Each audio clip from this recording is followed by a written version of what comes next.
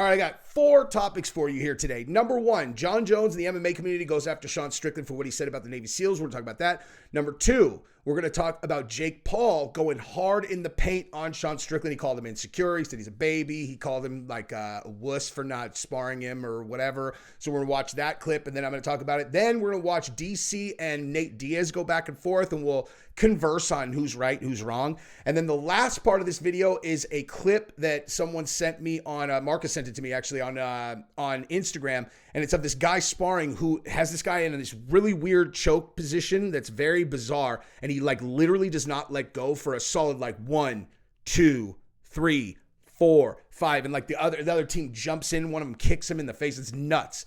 And I wanted to show that to you and then discuss why he didn't let go, like what your theory is, because I give you what my theory is on what happened, and then you guys can discuss. He gets kicked in the face though, which is interesting. You can't usually show that kind of thing on YouTube, but you can see this one. So let's watch it. Go ahead and subscribe to the channel if you have not yet. I appreciate all of you guys, and let's jump right into this thing. So now we got the story about Jon Jones responding to Sean Strickland's back and forth with Navy SEAL. And that is important because I have not seen it yet. Well, wait, that's not why it's important. But you're going to get a completely genuine reaction from me. I have not seen this. I'm very excited to watch it. Let's do it. Let's watch this thing, and then I'll give you my my thoughts. Swear on my children, I have not seen this yet. See right there. It just got put up 37 minutes ago. I actually saw it while I was filming another segment from this video. Let's rock. So last week, Sean Strickland had a back and forth on social media with a Navy SEAL by the name of Jimmy Watson. To sum it up, Sean said that he could break any Navy SEAL that came and trained with him. Jimmy fired back, saying the opposite. I don't think there's one Navy SEAL who could survive a week training with me. Absurd. I'm kind of sick of seeing it, because like, you guys think bad don't train with me for a week. I'll show you what's up. I'll break you. Sean, we get it. You're a bad bro. But check it out. Your training partners get millions of dollars and they actually live. My swim. I have to say, dude, I don't feel like we need to watch this again. We've seen it. I've done like 3 videos on it. And it's like this whole thing is so ridiculous to me that I don't even think I can watch the response again, because it is so ludicrous to say that you can break Navy SEALs. It's so dumb. If you want to say I can beat them up, all day, dude. And you would. In a cage fight, there's no Navy SEAL that's going to beat up Sean. That is not going to happen. But to say you're going to break them is just so dumb. And it's also like Sean's entire brand is being patriotic. What's more patriotic than guys who go and dedicate their lives to being the tip of the spear for the American military, and they go and they get killed or they kill our enemies? It's just like, I just don't know why he picked these guys. I just don't understand it at all. Nonetheless, anyway, so let's see. I don't even know if Jon Jones does a video or if it's a tweet anyway. So let's get to the end of this and let's watch. People's souls from their body. Well, me and my boys, we've actually taken a lot of real souls from people. You know what I'm saying, bro? So Jon Jones gave his take on the matter. Jon left a comment on Jimmy Watson's Instagram. He wrote, "I'm actually embarrassed to be an MMA fighter right now." What a dumb thing for Sean to say. Chris Weidman and Donald Cerrone also gave their takes on the matter. Weidman commented saying, "We are no competition to you guys at all. Much respect for all that you guys do. We support you guys completely. Strickland shouldn't be talking like that." Donald Cerrone says, "I know Sean. He doesn't mean any disrespect to the SEAL team. Just diarrhea of the mouth. Sometimes." Okay, I said it before. I'm really not, I promise you, I'm not trying to like, oh, I know a bunch of Navy SEALs, but I do. And you have to capitalize SEAL. I promise you that bothers them every time they see it, whether they say it or not. Capitalize SEAL if you are going to write Navy SEALs and you care about whether they think it's whatever. Because it's like someone literally like what it's like someone misspelling your name, you know? It's like JESSIE on fire. You're like, all right, I mean, it's JESSE, but like every time it'll bother them. Capitalize SEAL, I promise. Oh, Jesse, how do you know? I know because I was about to launch a huge project with a bunch of Navy SEALs that thank God we didn't do because the timing would have been awful. And now the timing suddenly is looking up again. So anybody who's been wondering, they're all, "Jesse, I thought you were doing this whole thing," you know? Anybody who's been with me long enough, you know what I'm talking about. I thought you guys were doing this whole thing. Well, guess what? We are doing this thing. And we waited it out. We waited the market out. We waited out the market. I will tell you guys much more about it very soon. but it's owned like Donkey Kong. By the way, go ahead and subscribe to the channel if you haven't yet. I love all of you guys, and I appreciate the support for the channel. All of a sudden, we're at 50-50 subscribers and non-subscribers, which means I haven't been saying this enough. The deal I've always asked from my viewers is just, if you're going to watch my content, it's free. No, it's not free, but it doesn't cost you anything except just clicking subscribe. It's literally like your Netflix subscription costs 1 millisecond of your time. Just click subscribe, and then boom, you get all my stuff for free forever. I appreciate you guys. Says dumb and that's going to wrap. All right, so that is apparently all it is. All right, so listen, dude, I feel like I've talked about this enough, and my opinion, you know what? My opinion is basically what Cowboys was, except that had Sean not responded to the thing, like had Sean not responded to the response, then this would have been whatever, because I would have been like, dude, he's just talking about training. He's wrong, you know? Like, he's obviously wrong. You're not going to break Navy SEALs through training, obviously. That's the entire point of buds, okay? If a person is capable of being broken, they get broken. It can't be done. But I would have said they're just talking about training. Sean's response about you're not defending our freedom, the more I thought about them, that's pretty fucking disrespectful, dude. Honestly, that response, I'm like, eesh, you know? Like, I agree with him about the government, but you said to a Navy SEAL that they're not defending your freedom. Like, what are they going and dying for then? You know, whether you think that there was a purpose to their mission or not, it's like, dude, like, you got to know when it's okay to take a backward step, right? Like, I have a shirt downstairs that my boy Chumbler made me. It says Trump Strickland 2024, and I am going to wear that shirt. Bet your life on that. But like, dude, you got to know when it's time to just, and like, when your instinct is to tell Navy SEALs that they are not protecting your freedom, that's the time to like take a backward step and just shut up, dude. Like, don't say that. You know what I mean? Just don't say it. They're giving you respect. They're like, yeah, you're a badass, but like, let's be honest about what we're talking about here. Okay.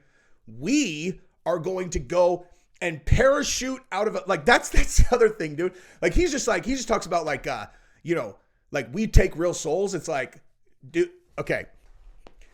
These guys are going to fucking parachute in to the middle of the ocean where the Somali pirates have a bunch of people held hostage. They're going to put themselves on dinghies, and then all at once they're going, I mean, like, look into some of the details of some SEAL Team 6 fucking missions. Like, what are we talking about, dude? You know what I mean? Like, what are we talking about? These guys will swim miles and miles and miles and miles. They go, you know, it's just a ridiculous conversation. You're talking about fucking, this guy says he could like, I honestly can't even think of a metaphor that is absurd enough to illustrate the dichotomy of what Navy SEALs exist to do and what MMA fighters exist to do. Like, I obviously love MMA more than anything, but you're talking about a completely different deal here. Like, you guys training, you're going to go fight another guy.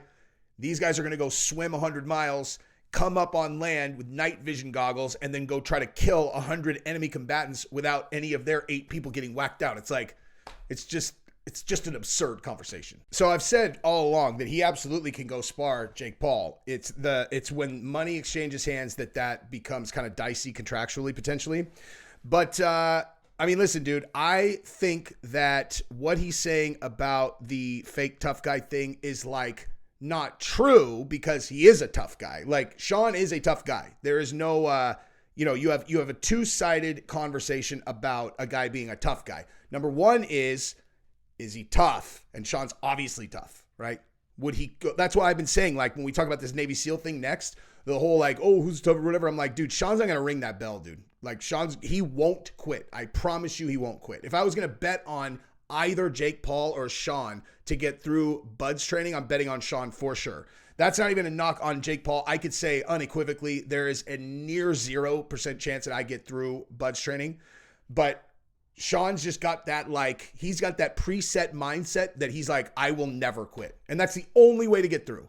That's the only, you got to give him, I know a lot of guys who got through, and that's what they all say. Like, there can't even be a sliver of doubt, because if there is, that sliver of doubt will tear open into a wound and you will quit. I believe Sean is one of those people that would get through. But then there's the other side. There's like the personal side of it, which is like, insecure, alpha male, whatever, like, playing it. So I've always said that if you have to like tell everybody you're an alpha male, right? That is the antithesis of how I see like true alpha male stuff, kind of. Not, it's hard to explain. Because I watch Sean when he's in training, and he is absolutely the definition of an alpha male who's like, leading guys, and he's like pushing guys, and he's really healthy in that environment. But the other side, like the only thing, and I've said this over and over, I've made no secret of this, a guy who is absolutely 100% secure in their kind of, the fact that they're a tough guy, because there's being a tough guy, and then there's like, are you also insecure? The thing that would indicate to me that there is a big level of insecurity there is the fact that he beat the shit out of Sneeko. Like that kind of thing. It's like this, that if you are completely secure, what possible reason do you have to put it on an influencer that has no chance of beating you? That's where, it's like, and you could just convince me like, no, he's just actually fucking crazy. All right. I'm open to that conversation for sure. But like, to me, I'm just saying how I interpret things like that is like, that does look like an insecurity thing to me, because a person like Izzy or, Rogan, whoever, like that would just be unfathomable to me, like that, like doing that to a guy who is not expecting is just absolutely unfathomable to me. Now, obviously I'm a huge Strickland fan. Okay. Don't break my balls. I love this guy. I'm rooting for him every time he fights Jake Paul. I'm rooting for him. He fights fucking Izzy. I'm rooting for. Yeah, I'm basically rooting for Sean over everybody. But that doesn't mean that I think it's cool if, he takes it out on a little guy. I just don't think that was a good thing to do, and that does look like an insecurity thing, or the like, punk MGK. I don't know, like just the instinct to want to punk people. That does read as insecurity to me. Doesn't mean it is, but that's how it reads to me. But nonetheless, I have a lot of really insecure friends who are also fucking badasses. So it is what it is. That's my opinion. All right, let's listen to DC talk about Nate Diaz and then Nate Diaz's response. Let's actually fix this real quick because it doesn't look very good like that. They're fixed. Calm down, you guys. I fixed it. All right, let's listen to DC talk about it, and then we'll listen to Nate Diaz's response because he is mad. Nate Diaz responds to Daniel Cormier's criticism. Earlier this week, Diaz took to social media announcing plans of returning for the UFC's event planned to be held at the Las Vegas Sphere in September. On his YouTube channel, Cormier discussed the recent comments made by Diaz and admitted that he doesn't really want to see him in the headlining act anymore unless he's fighting someone like Conor McGregor. DC also said that Diaz's best days are over and that he's not the fighter he used to be. I respect Nate Diaz. I like Nate Diaz. But I believe that now it is time for us to start to be honest with ourselves so that Nate can start to be honest with himself. While the name value is exciting, Nate Diaz... Hold up. So you want to be honest with ourselves so Nate will be honest with himself?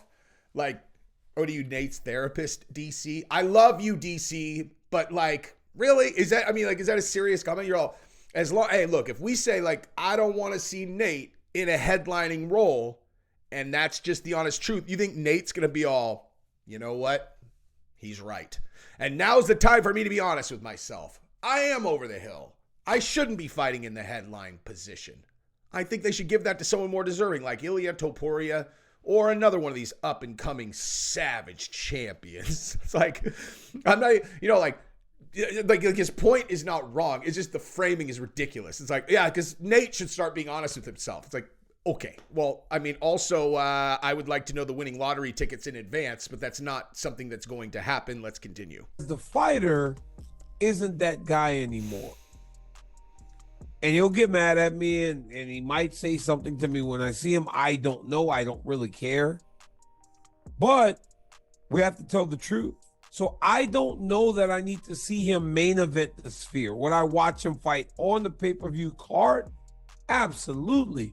Because most of these great guys from the past get that chance.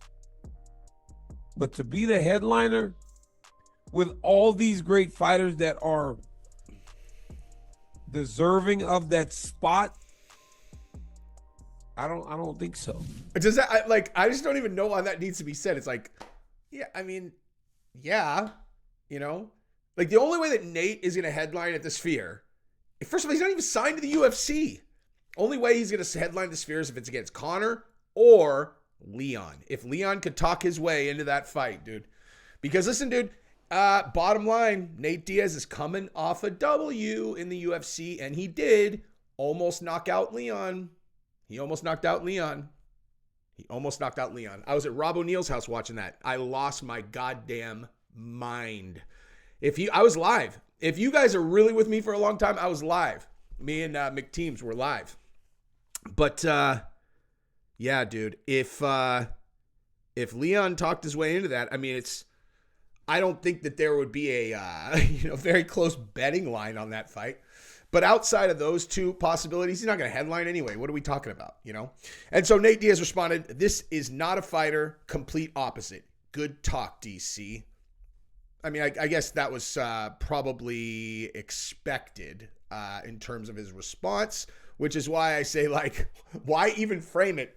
You know, we be honest. That way Nate can be honest with himself. It's like, I mean, you know, you could just say, I think I want to be honest, right? Anyway, I love you though, DC. Nothing, you know, no hate, dog. No hate. Just kidding. Hate. Tons of fucking hate, dude. I'm hating. Hate. I'm just kidding. But let's look at other people hating on people because Jon Jones is mad at Sean Strickland. Actually, I probably already did that. So disregard I said that because that'll probably be the first story. I don't know. This is the video I wanted to show you guys of the guy who did not let go when this guy tapped. Pretty egregious. But like this says, I'm very curious what you guys think was happening here. And then I'm going to tell you what my theory is after I show it to you. Because this one's actually kind of scary. The guy really does not let go for a very long period of time. But let's watch it real quick. And then we're going to discuss, discuss what we think happened here.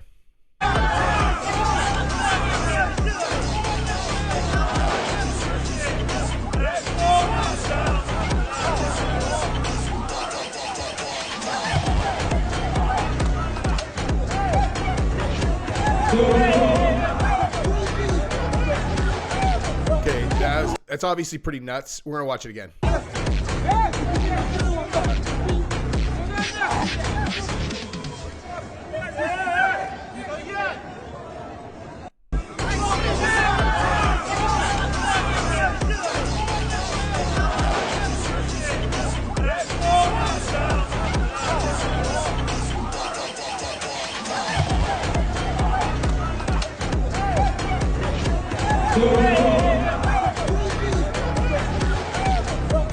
Okay, so here's the thing, right? So when I first looked at this, I had a theory that I am going to, let me mute this so I can get back to it and stop it when it gets there.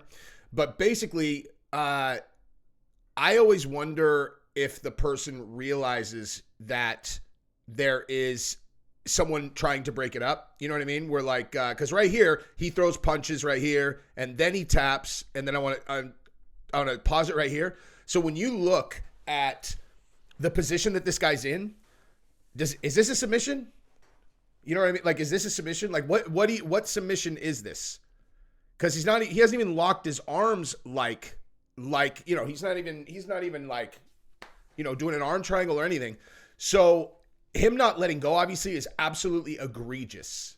You know, egregious. That shit is so scary, dude. Like, I don't know, man. Just because, like, it doesn't take that long, you know, before a guy goes out. And is the guy going to die? No. But it's like, that's the agreed upon kind of deal there. It's like, yeah, we're going to fight. And if I go unconscious and they say, okay, fight's over, you don't kick me in the face afterwards. Or if I tap, let go. You know what I mean? So, but like with the Brian Ortega thing, I know Ortega did not do that on purpose to try to hurt Yair. I think Ortega, he locked in a choke that he knew he had. Like, he knew that was locked in. He knew there was no getting out of it. He knew he had won the fight. And I think he just went into a dreamland of just hold on until they break it up. And then when they broke it up, he was like, I'm an eagle in the nest. I'm an eagle in the nest. And it was like, dude, the fight's over. He's like, oh, sorry. See, this one, I think this guy didn't realize he had a submission, you know, because if you look, again, it's not a submission. I think the reason that the guy tapped is because his headgear had gotten shifted and was over his mouth and nose, right? So like, and I mean, I think that's really, really like fair to say, just because, right, I'm going to show you again, when they do get the guy to let go, the guy rips his headgear off with ferocity, you know? So I think that, I mean, I'm sure you guys have had that happen before, like where, you know, it gets shifted and like, just think about it. I've never had that happen. And then, because when I was doing striking, I wasn't doing MMA. I was just doing striking. But, you know, think about like when you're striking, if you've never done this and it gets shifted over your face. Now imagine instead of like being able to go like this, someone, you know, traps your face in their arm and then holds it. So, you know, you're going to be getting suffocated, obviously. Now I'm sure a lot of you MMA guys are like, yeah, dude, no shit. I'm like, all right, well, I've never done MMA with a headgear, okay? Kickboxing, Muay Thai headgear, but just all my stuff's been separate. Grappling, Muay Thai. You fucking rookie, Jesse on Fire. You fucking rookie. You've never done any mixed martial arts training with a headgear? Why the fuck should I listen to you about shit? Jesus. Calm down. Jeez, man. I'm sorry. I don't think I need a lifetime of MMA training to tell you that Conor McGregor is definitely banging whatever her name is. What? I'm in a weird mood, dude. I'm just gonna warn you guys in advance. So anyway, that's what I think was happening. But yeah, because watch this. When they finally break it up, you know, watch, like he just immediately rips this thing off. You know what, dude? That did kind of look like a submission now that I say that. He did have his arms in a triangle. I take that back. Okay, I take it back. I don't know what the hell that guy was doing. But I will say, fuck him if he knew the hole he had and he didn't let go. That's bullshit and super dangerous. Anyway, let's move on.